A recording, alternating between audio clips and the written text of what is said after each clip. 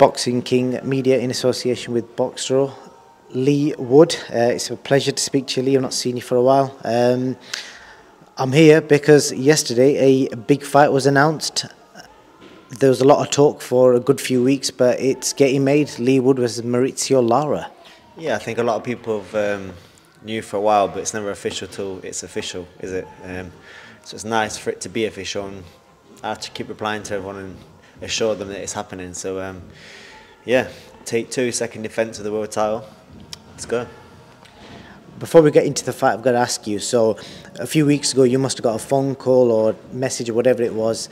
Lee Wood, Leo Santa Cruz is not fighting at that weight anymore. You are now the official super champion. None of this regular belt stuff. Just tell me how that conversation went. Who actually rang you for that?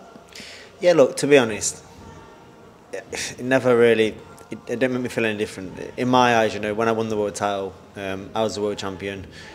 Santa Cruz had not boxed at that weight just before he vacated, nearly 4 years. That's just, it just sums it up, you know. But it's nice for everyone else and the trolls and everyone else to just, you know, have that box ticked for them, and also going into bigger fights. You know, it's good to have, if you want to unify, you know, the price of the fights a little bit better. So, you know, on that side of things, it's a benefiting me. But on the whole, I don't really think I feel any different at all.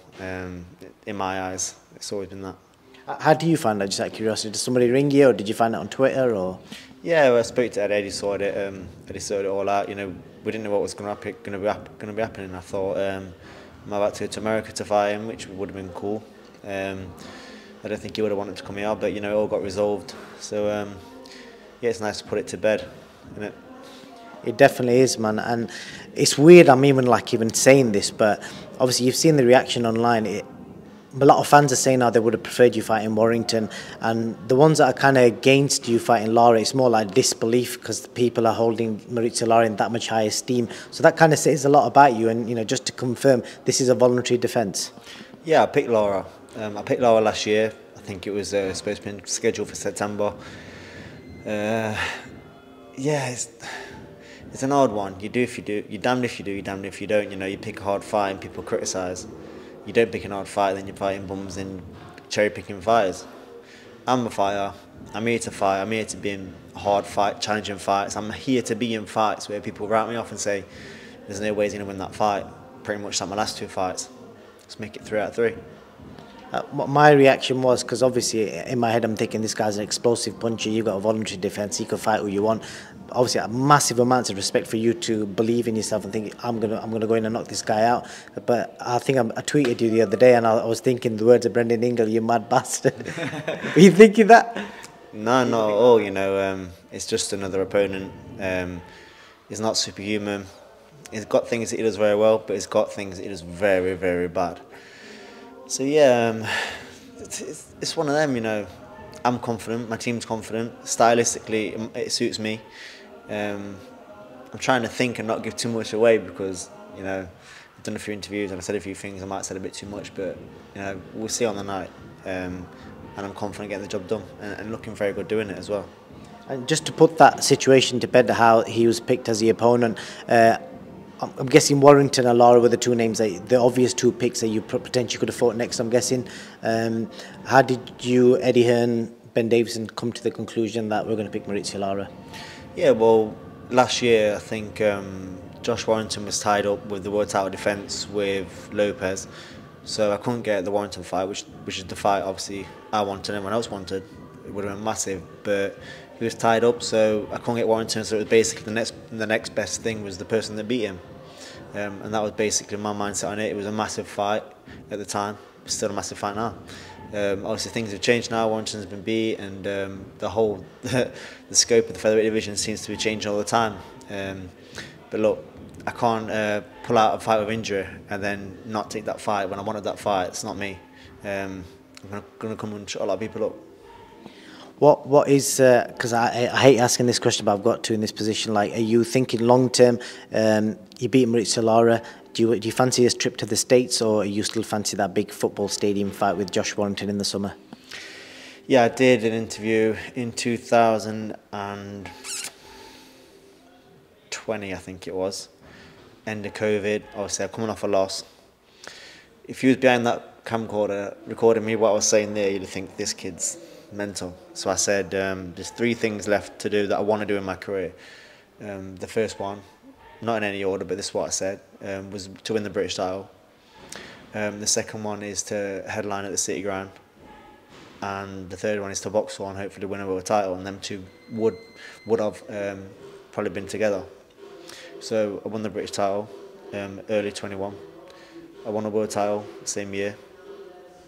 Defended it. I was promised the football ground fight, the City Ground fight. After that, things didn't happen. You know, there was a situation with the WBA, and then I had my injury, so I kind of got to suck it up, go get a job done on Mauricio Lara, and then either late spring, summertime, the City Ground fight's here, and I'm pretty sure it's going to happen.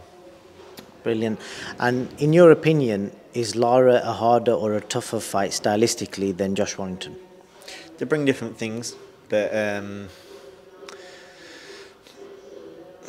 for me, I think both them styles suit me. You know, it's a hard one. You know, every fighter brings different things, and when you're that focused on how to win and the things you need to do, the drills you do, and there's my scouting reports. No fights. No, I don't look at any fight and go, that's an easy fight, that's easy, or that's hard. I just look at what I've got to do to win. And then once I start drilling it and practicing what I need to practice, sparring, implementing it, I'm just zoned in.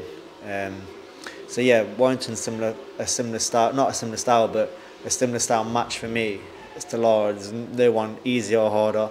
But yeah, I don't want to give too much away, but there's other styles out there that are harder for me. One that I beat as well. Definitely.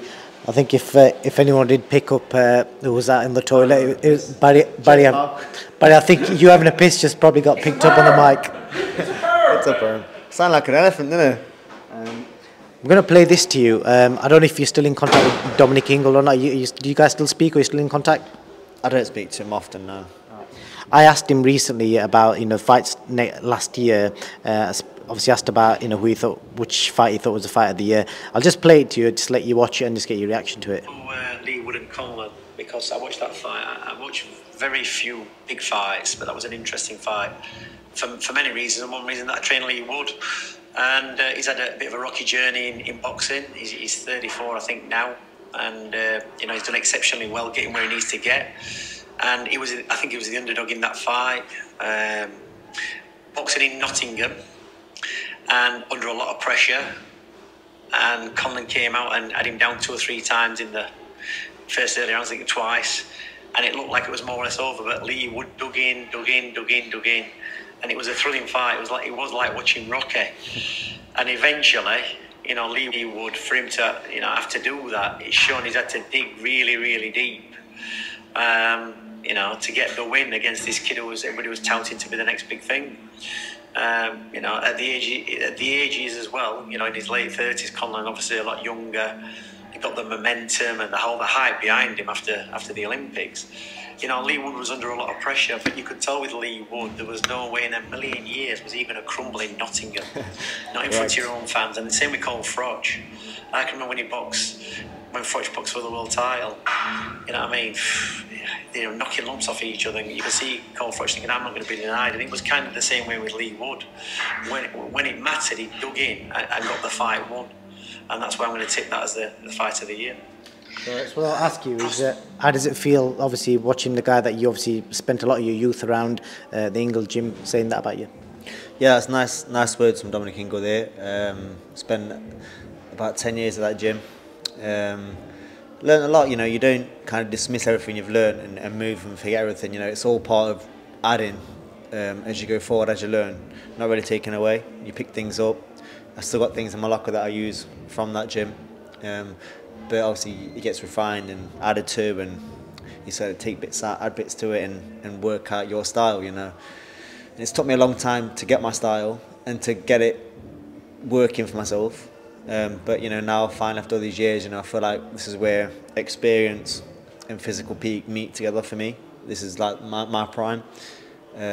So yeah, I just want to say thank you to Dominic for that, the nice words and the work he did in the past for me as well, and his dad as well. His dad was a massive influence on me coming through, actually the first person to tell me to turn pro, come up there. Everyone knows Brendan, what Brendan did for a lot of people. He did a lot for me as well. So yeah, thanks for that. Good. I just wanted you to see that because I know that's where you started, so it would have been meant a lot to you hearing that from Dom. And last question, Lee, you've been in Dubai recently, and you tend to go there quite a bit. I interviewed you last time in Dubai as well. So what do you like about Dubai? Yeah. So the thing is, I have my camps and then I fight, and it's like, right, I want to go on holiday, I want to have a break. Ring round your mates, and then I'll work in.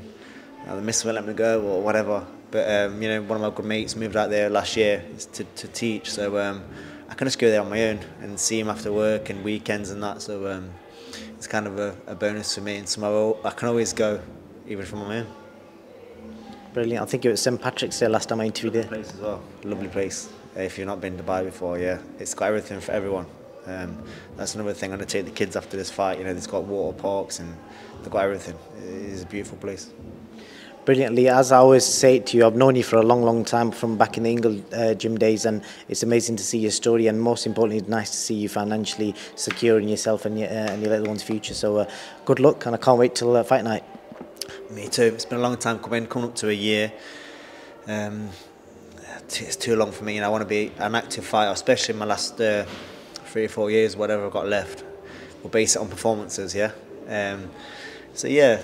I'd like to be busier. Hopefully after this fight we can keep momentum. I want that city ground fight, then after that, who knows? There's a lot of boxes I'd like to take. There's promises I've like to keep from when I was a kid, going to Vegas and stuff to people. So yeah, we'll see what happens fight by fight. And next up, 18th February, back at the Nottingham Arena. I'll do my thing and show what I'm about. Good man, do it for the 30-plus-year-old dads. For sure.